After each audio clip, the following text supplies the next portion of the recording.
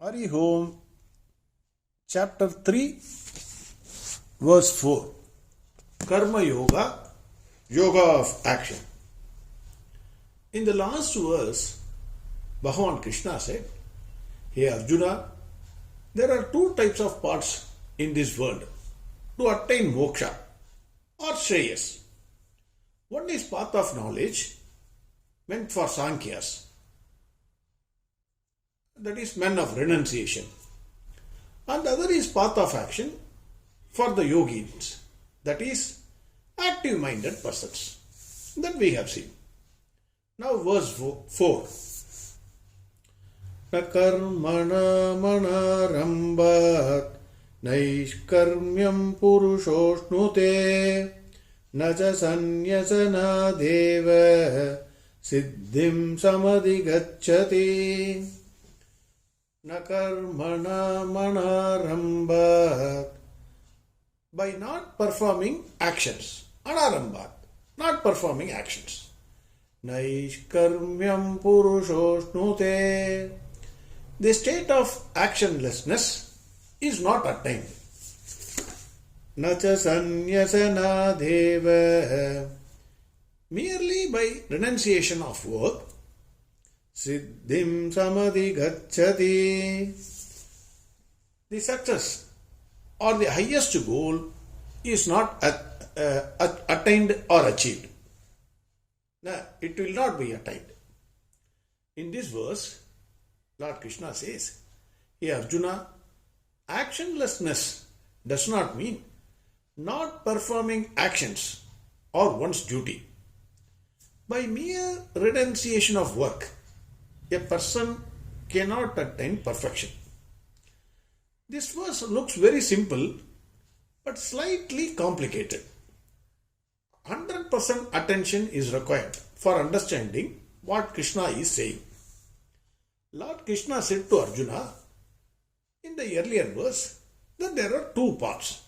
One is the path of knowledge and the other is the path of action for obtaining moksha or shreyas. Arjuna wanted Lord Krishna to tell him only one path, the short way to attain shreyas.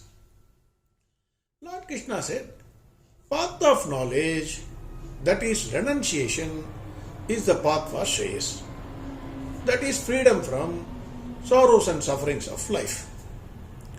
Lord Krishna, at the same breath, he said, path of action is a necessary step for the path of knowledge.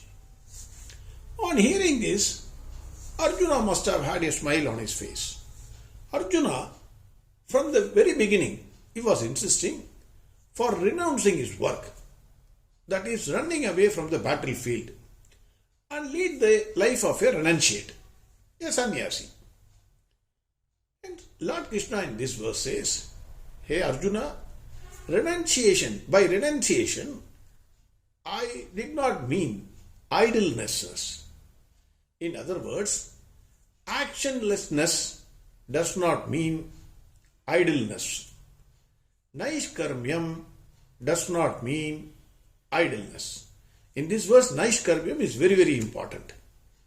Naishkarmyam, that is, actionlessness, does not mean idleness.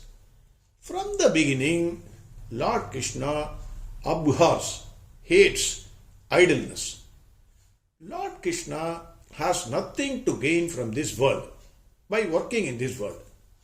But not even a nanosecond he sits idle. He always performs his actions 365 days, 24/7. But he is still actionless. This may be slightly confusing because there is a big truth behind it. Let us see what it is. Each and every one of us have a reason to run away from our present field of action. We find one or the other reason to hate our job or run away from our work. Some flimsy reason. Whatever be the reason. Reason is only an excuse to run away from the work. Arjuna is having a reason which he strongly believes to be perfectly correct. to run away from the battlefield.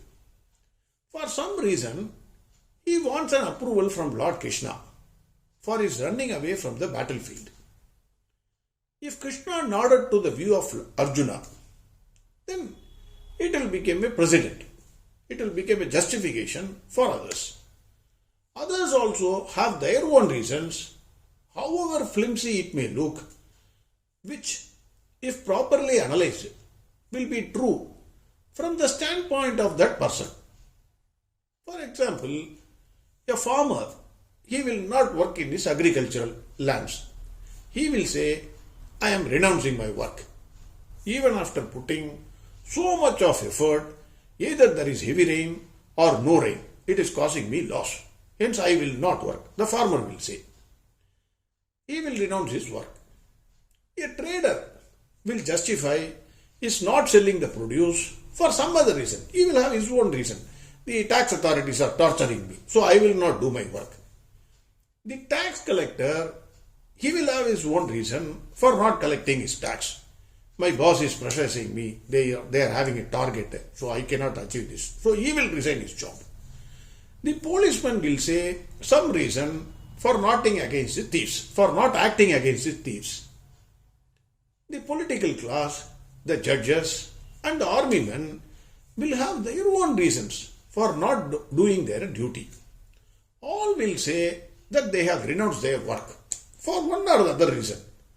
From their standpoint, the reasons will be perfectly correct and it will be true also. If such is the case, how this world will function? The world cannot function. Hence Lord Krishna says authoritatively that what he meant by actionlessness is not idleness or running away from one's work. Everyone, invariably everyone, without exception, must perform his duty. The duty must be performed to the best of abilities and in tune with dharma. This is also important. The duty must be performed in tune with dharma. Adharmic action must be avoided. The action must be performed selflessly without thinking that I do or I did it. The action performed must result in effacement of the self and not emboldening of the self or ego. Again, we can take the example of King Janaka. He performed all his duties, he never sat idle, but he was not attached to the work. That is what Krishna meant by renunciation.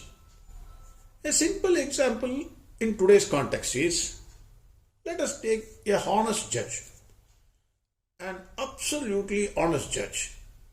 When he renders his judgment, he is performing his duty. When he sentences a terrorist to gallows, his conscience will not prick even a bit, and that night he will sleep peacefully. Next day, he will go ahead with his work as usual and see the next case. The judge has no hatred towards the terrorist, but his duty is to uphold the law. The judge did not run away from his work on some flimsy ground, but performed his duty. Similarly, Lord Krishna wants Arjuna to perform his duty. According to Swami Dayananda Saraswati, without Karma Yoga, Jnana Yoga is not possible. Not performing action is not Naishkarmya. If you fail to do your duty, it is dereliction to duty and it will invite Papa. That is sin. It is not Naishkarmya. According to Chinmayananda ji, only our thoughts become actions in the outer world. Whatever you think in your mind, it becomes an action in the outer world. He goes to the root of that. Our ignorance, when it functions at the intellect level, it becomes a desire. When the desire functions at the mental level, it becomes a thought. The thought at body level expressed as an action. Hence, what Lord Krishna says by actionlessness means the condition of thoughtlessness and desirelessness. By mere renunciation of action at body level, one cannot attain perfection. Running away from duty is not the way to attain the highest goal. This is the meaning of this verse. We will see verse 4 again. न कर्मणमनारम्भात् नैष्कर्म्यं पुरुषोऽश्नुते न च सन्न्यसनादेव सिद्धिं समधिगच्छति. Next verse we will see tomorrow. Hari Om. Sarvam Krishnarpanamastu. Narayan Narayan Narayan Narayan Narayan Narayan Narayan Narayan